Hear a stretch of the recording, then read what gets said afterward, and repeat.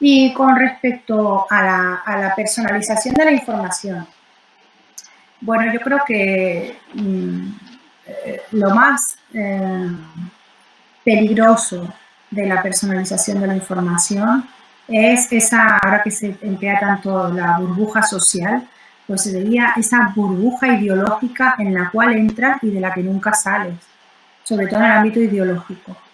Se está viendo ahora mismo muchas ficciones en las familias, entre amigos, con el tema de si la gestión del gobierno ha sido buena o mala, y está creando muchas fricciones porque las personas están recibiendo únicamente recomendaciones de Twitter. Si un día miraron una noticia del Español o de Codidiario o siguieron a un influencer del ámbito de la derecha, le van a salir recomendaciones todo el tiempo para ti del ámbito más de la derecha o incluso más radical de la derecha, cuando a lo mejor fue una curiosidad que tuviste entraste un día, ¿no?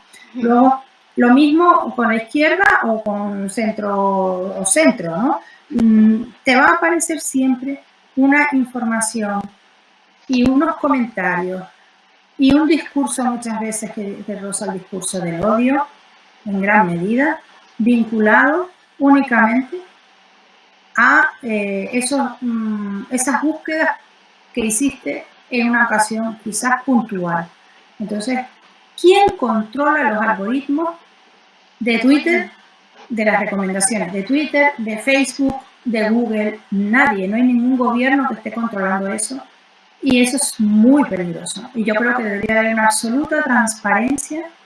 Si no quieren dárnosla con respecto a otras fórmulas que ellos utilicen para dar resultados, no lo sé. Pero con el ámbito de la recomendación creo que debería ser obligatorio. Que dejen claro cómo formulan ellos las recomendaciones, porque están llevando a la gente hacia un lado o hacia otro y están influyendo muchísimo. Y luego por el ámbito cultural, pues nos estamos perdiendo muchísimas cosas, porque si tú estás interesada en unos videojuegos o en una serie y nunca te va a llegar una recomendación de un canal clásico de cine, por ejemplo, porque solamente estás viendo series actuales, o lo mismo con los videojuegos, siempre te va a llegar el mismo ámbito, nunca te va a llegar una ópera, pues te estás perdiendo un montón de cosas que antes te las encontrabas de forma fortuita en la red y en la vida real. Entonces, lo que dicen de que se pierde la serendipia, absolutamente. Te quedas en un mundo pobre intelectualmente, carente de otras perspectivas, de otros enfoques que te ilustren realmente de cómo es la vida, que es muy variada. Ese sería el aspecto que más me preocupa. Que por otra parte es muy interesante que tú recibas noticias como empezó al principio el periodismo, con la idea de, bueno, pues si solo te interesan las noticias de cultura y de economía, pues tú puedes elegir en la personalización del medio, vale, pero aquello no tuvo mucho éxito y la gente no lo solía hacer mucho. Hoy en día la personalización la hace el propio medio, la hacen las propias redes sociales, ellos eligen por mí. Bueno, pues cuéntame cómo lo haces, por eso vuelvo al mismo punto, ¿no? Explícame cómo funciona o dame la opción, vamos a decidir entre los dos qué noticias quiero recibir. ¿Qué pasa en algunos medios, en algunos sitios, si te sale, que tú elijas? Hay apps que se basan en eso, ¿no? ¿Qué noticias, qué temas quieres recibir información? De acuerdo, vale, pero explícame luego cómo funciona el sistema de recomendaciones, ¿no? Y luego hay una cosa que estoy observando con respecto a los medios que me parece que están abusando de ellos. Me querías hacer una pregunta un poco de cómo veía el tema también del periodismo actual o la labor del periodismo actual, sí, la profesión. ¿A qué tendemos? Bueno, sí, ¿cuál es? ¿A qué tendemos, no?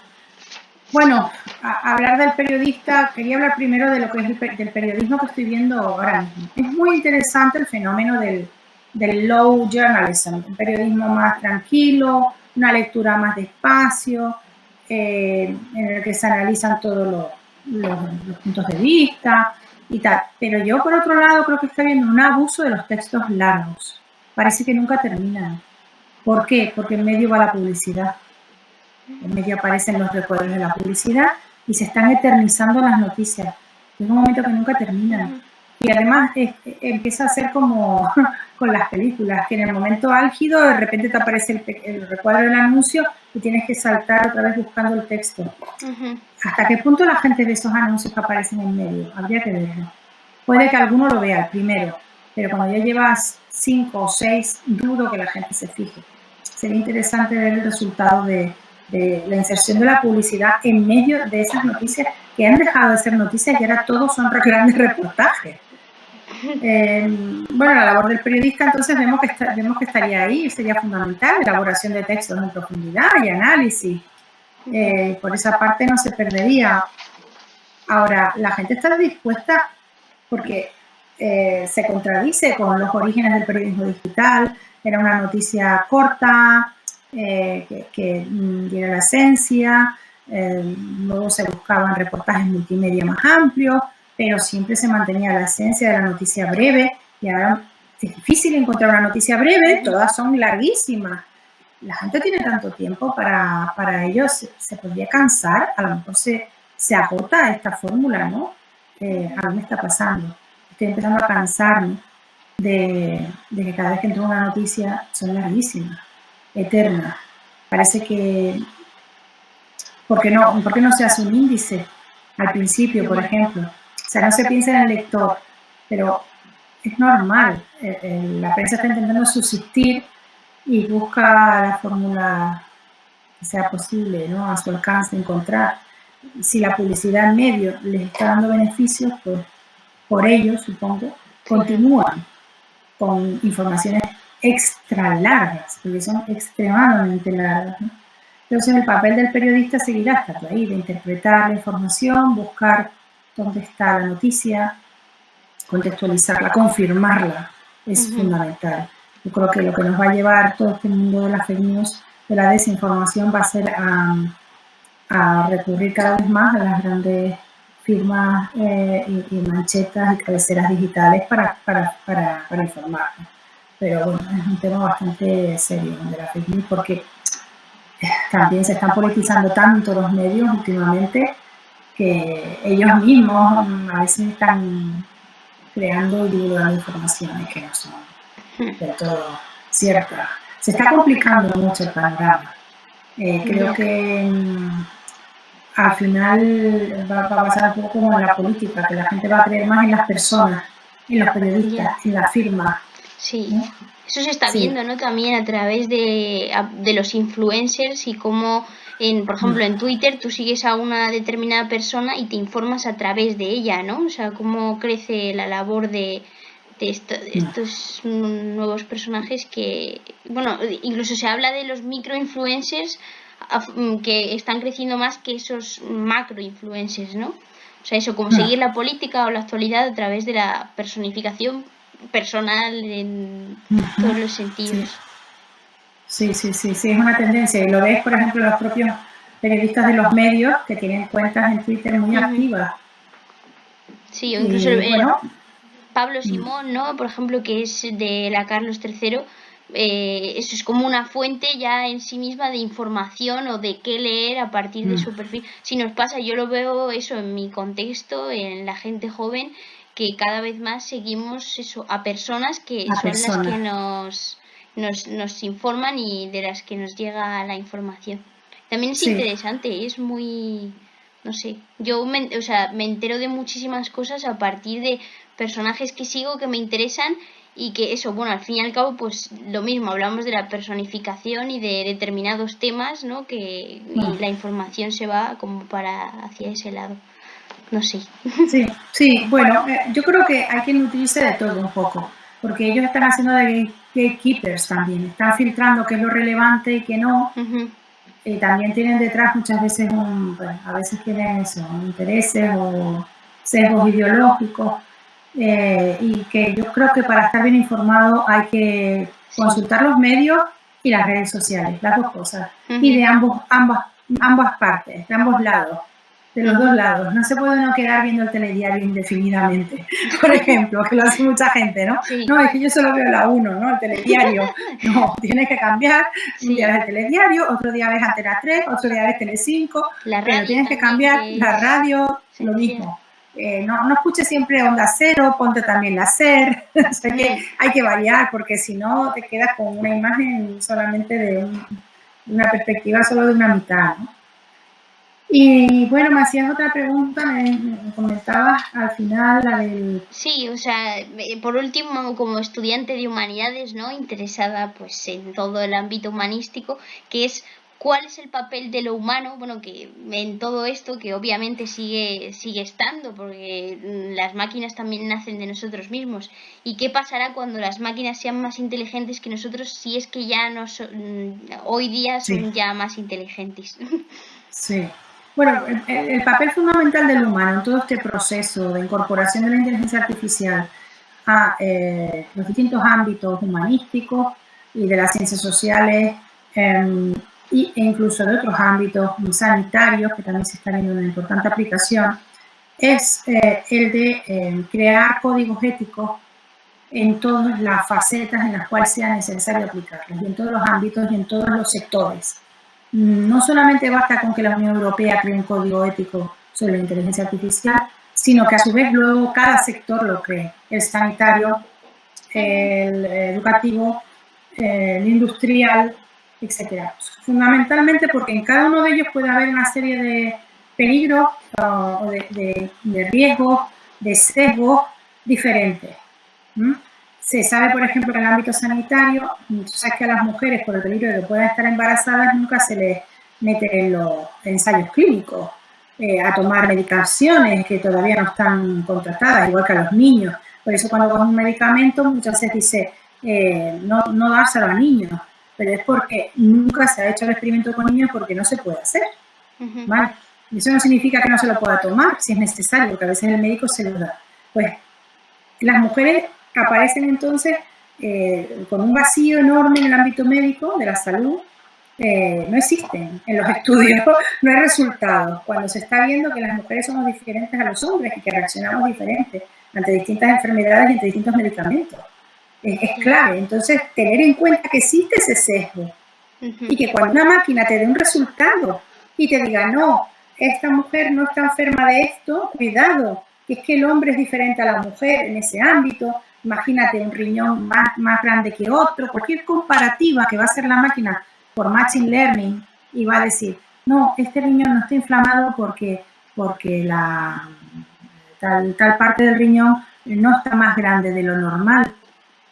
Cualquier cosa de esas. Sí, perdone, pero es que a las mujeres no se les han hecho estudios en ese sentido. Entonces, eso lo puede extrapolar a todo, a los robots, por ejemplo, a los asistentes del hogar, que pueden introducir lo que veíamos antes a la hora de hablar, frases que puedan ofender a una mujer, porque el equipo directivo de esa empresa que fabrica el robot está compuesto en su mayoría por hombres. Es fundamental introducir la perspectiva de género. Debe haber mujeres en todos los grupos directivos donde se toman las decisiones, en todas las empresas que estén vinculadas al ámbito de la inteligencia artificial y de la robótica. Es fundamental. Ya en general en todos los ámbitos debe haber presencia de mujeres, pero no solamente en esos comités y estructuras directivas, sino la perspectiva de género debe ser transversal en todos los ámbitos de la empresa. Debe haberlo, porque es la única manera de que realmente evitemos sesgos y riesgos de la inteligencia artificial en la sociedad. Entonces, el papel de lo humano, sobre todo, ¿y dónde va a estar lo humano? Va a estar en que vamos a crear los comités éticos y vamos a crear los códigos necesarios, y luego, cuando las máquinas sean más inteligentes, más eficientes que nosotros, habremos creado la estructura necesaria para velar porque esas máquinas no se vuelvan en nuestra contra. Porque si tú estableces esos códigos desde el ámbito europeo hasta una empresa que fabrica una serie de componentes en los cuales se utiliza inteligencia artificial, estarás evitando que esa máquina al final se vuelva en tu contra. Si hubieran creado esos códigos, esos grupos que velan por la ética en Amazon, en Apple y demás, no habría habido los problemas que ha habido con Siri o con Alexa. porque les habrían dicho, hemos revisado el tema del sesgo racial, de religión, de mujer. Ah, no, es que no se nos ha ocurrido.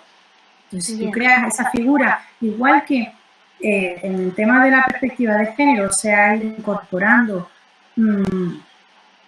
una figura que existe ya en muchas empresas, que es la persona responsable de que exista una perspectiva de género en una empresa. Incluso ya hay cursos, se creará en breve el grado sobre perspectiva de género y todo. Igual que existe esa figura que vela porque haya el mismo número de mujeres, porque no haya textos que ataquen contra las mujeres, etcétera, puede haber personas especializadas en ética en inteligencia artificial, en las empresas donde se fabrican y donde se trabaja con la inteligencia artificial. Esa sería la idea. Entonces, el humano va a estar detrás de eso y ahí se va a incorporar a través de ese humano que va a velar sobre estas cuestiones éticas, se incorporará toda la parte humana también. Y con respecto a las humanidades en sí, yo creo que todo va a seguir coexistiendo. O sea, la posibilidad de que un robot, por ejemplo, de repente te proyecte un escenario y te traslade a la antigua Grecia, no sé, o a Egipto, ¿sabes? Tú le puedes decir a tu pequeño robot, créame un escenario tal y cuéntame la historia de Grecia. O sea, yo creo que lo estamos viendo, ¿no? Los museos se visitan más que nunca, vemos más noticias que nunca. La tecnología al final lo que está haciendo es favoreciendo el acceso a la cultura.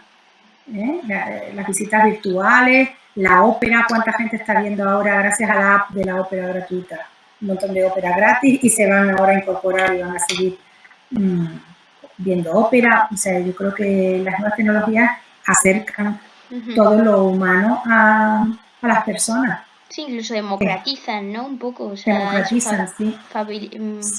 Favorecen el acceso. Facilitan el acceso, exacto. Sí.